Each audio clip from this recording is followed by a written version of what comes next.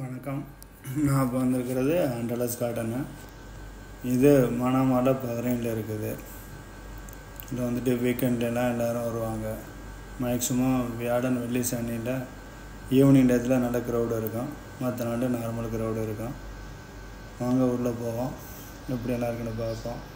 இது வந்து சிட்டி நடுவில் இருக்குது, அதனால் பஸ்லேயும் வர முடியும், நியர்பை ஸ்டே பண்ணியிருக்கிறோம் வாக்கிங்லேயும் இங்கே வர முடியும். அதே நேரம் கார் வச்சுருக்கிறவங்க காரில் வந்தாலும் இங்கே வந்துட்டு பார்க்கிங் ஏரியாவெலாம் இருக்குது. ஒரு டிஸ்டர்பன்ஸ் இருக்காது. நல்ல ஒரு பார்க்குறதுக்கு நல்ல ஒரு அழகான ஏரியா. அதே நேரம் வந்துட்டு ஒரு என்டர்டெயின்மெண்ட்டாகவும் இருக்கும். பக்கத்துலேயே வந்துட்டு restaurant, hospital, cold store, tea shop எல்லாமே இங்கே இருக்குது. அதனால் இந்த ஏரியா வந்தோன்னா நியர்பை எவ்ரிதிங் அக்சஸபிள். இப்போ நான் உள்ளே வந்துட்டேன். ஹாய் ஃப்ரெண்ட்ஸ், இங்கே வந்துட்டு ஐ லவ் பஹ்ரைன் எழுதியிருக்கு. இதுதான் என்ட்ரன்ஸு. இப்போ வந்துட்டு இந்த மக்கள் எல்லாம் வாக்கிங் போய்கிட்டு இருக்கிறாங்க. வாங்க அப்படியே உள்ளே போவோம், எல்லாத்தையும் சுற்றி காமிக்கிறேன் எப்படி இருக்குன்ட்டு. இது வந்து நல்ல கிரவுண்டு மாதிரி ரொம்ப அழகாக நல்லா பண்ணியிருக்கிறாங்க. குழந்தைகள்லாம் விளையாடுது. இந்த இடத்துல பார்த்திங்கன்னா ஈவினிங்கில் வந்துட்டு நிறைய ஃபேமிலியெலாம் வருவாங்க. இப்போ கொஞ்சம் சூடு, நல்ல வெயில், அதாவது 45க்கு மேலே இருக்கும்னு நினைக்கிறேன். இப்போ அதனால தான் கொஞ்சம் கம்மியாக இருக்கிறாங்க.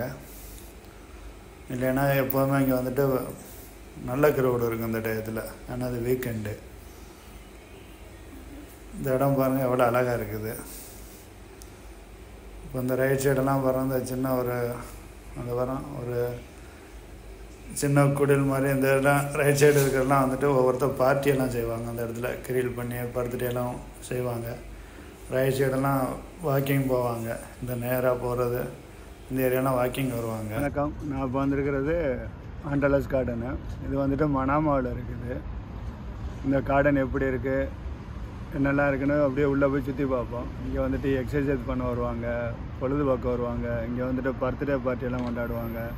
எல்லாம் உள்ளே போனோம்னா எல்லாமே தெரியும். அதாவது விளையாடுறவங்க, அதாவது கிரிக்கெட்டு, டென்னிஸு, ஃபுட்பால் எல்லாம் இங்கே வந்து விளையாடுவாங்க. ஒரு நல்ல ஒரு என்டர்டெயின்மெண்ட்டான ஏரியா சிட்டியோட நடுவில் இருக்குது.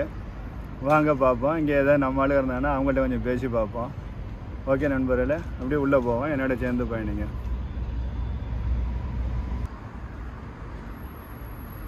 இங்கே வந்துட்டு நம்ம தமிழால் ஒருத்தர் வந்திருக்காரு. அவர்கிட்ட பேசுவோம், எப்படி என்ன சொல்கிறாரு அது சொல்கிறாருண்ணா. சொல்லுங்கள் நண்பர், நீங்கள் எந்த ஊர்? நான் வந்துட்டு திண்டிவனம். பஹ்ரைனில் இருக்கீங்க? நான் பஹ்ரைனில் வந்துட்டு 2016 பஹ்ரைனில் தான் இருந்தேன். 2022 ஊருக்கு போயிட்டு ஒரு 2 வருஷம் அங்கேயே ஸ்டே பண்ணிவிட்டு திரும்ப வந்திருக்கேன். கடலில் முன்னாடி வந்திருக்கீங்களா? வந்திருக்கேன். ஃபேமிலியோடு இருக்கும்போதெல்லாம் வந்திருக்கேன். ஃபேமிலியோடு வந்திருக்கீங்க? ஃபேமிலியோடு வந்திருக்கேன். திருப்பவும் இங்கே வந்திருக்கேன். இப்போ ப்ரொசீஜர்லாம் கொஞ்சம் சேஞ்ச் ஆகிருக்கு. நான் விசிட் வீசாவில் வந்துட்டு ஜாப் வாங்கிட்டு சேஞ்ச் பண்ணிக்கலாம் பார்த்தேன். பட் இப்போ ப்ரொசீஜர்லாம் சேஞ்ச் ஆகிருக்கு. இப்போ வந்துட்டு திரும்ப ஊருக்கு போக வேண்டிய நிலைமை இருக்கும். ஸோ போயிட்டு நான் திரும்ப வந்துடுவேன். நெக்ஸ்ட் 2 months கார்டனுக்கு அடிக்கடி வருவீங்க? அடிக்கடின்னு சொல்ல முடியாது, அவங்க ஒரு 2 times வந்துடுவேன் நான் ஃபேமிலியோட. ஃபேமிலி இங்கே இருக்காங்களா? ஃபேமிலி ஊரில் இருக்காங்க. ஊரில் ஃபேமிலி பஹ்ரைன் பிடிச்சிருக்கா? அப்போது பஹ்ரைன் வந்துட்டு நல்ல கண்ட்ரி. கம்பேர் பண்ணும்போது இந்த கல்ஃபில் பஹ்ரைன் வந்துட்டு நல்ல கண்ட்ரி. ஓகே பாப்பா தலைவர, ரொம்ப தேங்க்ஸ். நான் இந்த பார்க்கை வந்துட்டு சுற்றி வரும்போது நான் ஒன்று கவனித்தது என்னென்னா, நிறைய பேர் ப்ளூடூத்தை போட்டு பேசிக்கிட்டு, ஃபோன் பேசிக்கிட்டே வாக்கிங் போகிறாங்க. சில பேர் எக்ஸசைஸ் பண்ணுறாங்க. அதாவது என்னோடய ஃப்ரெண்டு வந்துட்டு செர்விக்கல் நோயின்னு சொல்லிட்டு அவனுக்கு வந்திருக்கு. அதனால் அவன் ரொம்ப கஷ்டப்படுறான். அது எதனால் வருதுன்னு சொல்லிட்டு ஷேர் பண்ணலாம்னு நினைக்கிறேன். சில பேர் என்ன பண்ணுவாங்கன்னா, மொபைலில் பேசிக்கிட்டே வண்டி ஓட்டுறது, 2 வீலர்லாம் ஓட்டும்போது மேடு பள்ளத்துலலாம் அந்த வண்டி விழுகும். அப்போ வந்துட்டு லெஃப்ட் சைடு ஆல்ரெடி மொபைலை ஹோல்டு பண்ணியிருக்கு கழுத்து. அப்போ அந்த இடத்துல வந்துட்டு வெயின் வந்துட்டு அந்த நரம்பு வந்துட்டு அதிர்வலைகளை உண்டாக்கும். எல்லாருக்கும் சின்ன வயசில் அது ஒன்றும் தெரியாது. நாளடைவில் எப்போ பாட்டி போய் தான் அதோட வேல்யூ தெரியும். அதாவது சில பேர் என்ன பண்ணுவாங்கன்னா மொபைலை வந்துட்டு வச்சு பேசிக்கிட்டு லெஃப்ட் சைடு ஹெல்த்தில் ஹோல்டு பண்ணிக்கிட்டு கம்ப்யூட்டரில் ஒர்க் பண்ணுவாங்க. இன்னும் சில பேர் ஏதாவது ட்ராயிங் ஒர்க்கு பண்ணுவாங்க. இதில் பிரச்சனை என்னென்னா அந்த செர்விக்கல் நோய் வந்து அதுக்கு வந்துட்டு மெடிசினால் ட்ரீட் பண்ண முடியாது. ஏதாவது டாக்டர்கிட்ட போனாலும் அவங்க வந்துட்டு ஹெவி டோஸ் டேப்லெட் தான் கொடுப்பாங்க. அது வந்துட்டு சைட் எஃபெக்டிவ்லாம் கொடுக்கும். இதுக்கு வந்து மெடிசின் என்னென்னா ஒரு ஆயுர்வேதிக்கு மசாஜு, அதே மாதிரி வந்துட்டு யோகா, மெடிடேஷன் இதான் பண்ண முடியும். இல்லை தூக்கமெல்லாம் வராது. ஏன்னா அந்த செர்விக் நோய் என்னென்னா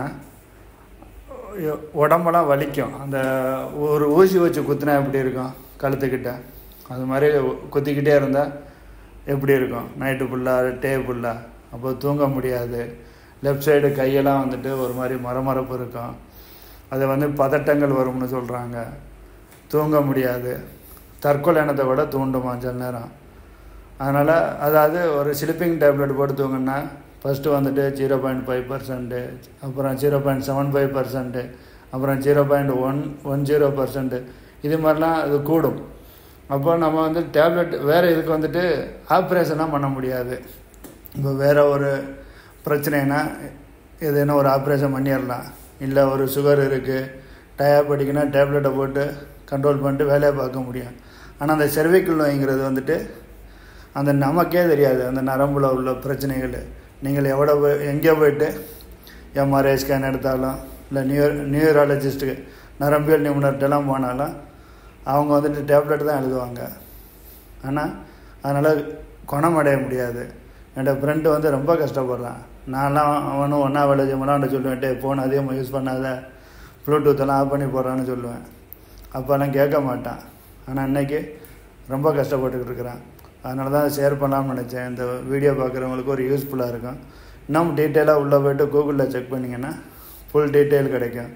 சில பேர் பார்த்திங்கன்னா லைட் ஆஃப் பண்ணிவிட்டு கம்ப்யூட்டரில் வேலை செய்வாங்க, லேப்டாப்பில் வேலை செய்வாங்க. சில பேர் டிவி பார்ப்பாங்க. சில பேர் வந்துட்டு மொபைலை நோண்டிக்கிட்டு இருப்பாங்க தூங்காமல். ஆனால் அந்த ரேடியேஷன் டைரெக்டாக நம்ம கண்ணிலையும் போடும். இப்போலாம் சமீப காலத்தில் பார்த்திங்கன்னா சின்ன சின்ன பிள்ளைன்னா இந்த ஆன்லைன் கிளாஸ்ன்னு சொல்லிட்டு மொபைலில் படிக்கிறேன்னு சொல்லிட்டு அவங்க என்ன பண்ணுறாங்கன்னா அதில் கேமும் விளையாடுறாங்க. இப்போ ரோட்லாம் பார்த்திங்கன்னா சாதாரணமாக சின்ன சின்ன பிள்ளைய கண்ணாடியை போட்டுக்கிட்டு தெரியறலாம் பார்க்குறோம். இப்போ வந்து அது அவங்களுக்கு அதோட வேல்யூ தெரியாது. இருக்க அந்த கண்ணோட லென்ஸு வந்துட்டு கூடிக்கிட்டு தான் இருக்கும் பவர். அப்போ நம்மளால் அதாவது சுவர் இருந்தால் தான் சித்திரம் வரைய முடியுங்கிற மாதிரி நம்ம அந்த காலத்தில் நம்மளோட பெரியவர்கள்லாம் சொல்லுவாங்க, ஆரோக்கியமான வாழ்க்கை நோயற்ற வாழ்வு குறைவற்ற செல்வம் அப்படிம்பாங்க. நம்ம எப்போதுமே கண்கட்ட பிறகு சூரிய நமஸ்காரம் பண்ணுறதை விட நம்ம வந்து சில பிரச்சனைகளை அவாய்ட் பண்ணணும்னா சிலதை சாக்ரிஃபைஸ் பண்ணணும். சிலதை என்ஜாய் பண்ணணும்னா நம்ம யார் நம்ம சொல்லி நம்ம என்ன கேட்கணும்னு நினச்சா அது நாளைக்கு நமக்கு தான் அது பிரச்சனையில் வந்து நிற்கும். ஏன்னா என்னோடய ஃப்ரெண்டு படுற கஷ்டத்தை நான் பார்த்துக்கிட்டு இருக்கேன் கண்ணு முன்னாடி. அதனால தான் அதை ஷேர் பண்ணுறேன். எனிவே நண்பர்களே, இந்த வீடியோ பிடிச்சிருந்தா ஷேர் பண்ணுங்கள், லைக் பண்ணுங்கள், அதனால சப்ஸ்கிரைப் பண்ணுங்கள். நான் வந்துட்டு யூடியூப்பில் வந்துட்டு சம்பாதிக்கணும்னு இதில் வரல. என்னால் முடிஞ்ச ஒரு சின்ன இன்ஃபர்மேஷன் ஒவ்வொரு வீடியோவில் சொல்லணும்னு நினைக்கிறேன். இதே மாதிரி ஆண்டலஸ் கார்டன் வந்துட்டு நிறைய வீடியோ நான் பார்த்தேன் யூடியூப்பில். எல்லாருமே மியூசிக் தான் போட்டிருக்காங்க. நான் வந்துட்டு மியூசிக் போடுறதே இல்லை. அதாவது என்னால் முடிஞ்ச வரைக்கும் சின்ன ஒரு இன்ஃபர்மேஷன் கொடுக்கணும். அதே மாதிரி இந்த யூடியூப்பில் ஏதாவது காசு கிடச்சிச்சின்னா யாராவது பாவப்பட்டவங்க ஏழைகளுக்கு ஹெல்ப் பண்ணணும்னு ஒரு எண்ணமும் இருக்குது. அது மாதிரி நான் எப்பாவது நான் காசு வந்தால் நான் யாருக்காக ஹெல்ப் பண்ணேன் கண்டிப்பாக அதையும் ஒரு யூடியூப்பில் வித் ப்ரூஃபோட நான் ஒரு வீடியோ போடுவேன். அதில் எந்த விதமான மாற்றங்களும் கிடையாது. அதனால் கண்டிப்பாக சப்போர்ட் பண்ணுங்கள். யாரான ஒரு ஏழைகளுக்கு அது ஒரு உதவியாக இருக்கும். ஓகே நண்பர்களே, வேறு ஒரு வீடியோவில் பார்ப்போம். ரொம்ப நன்றி.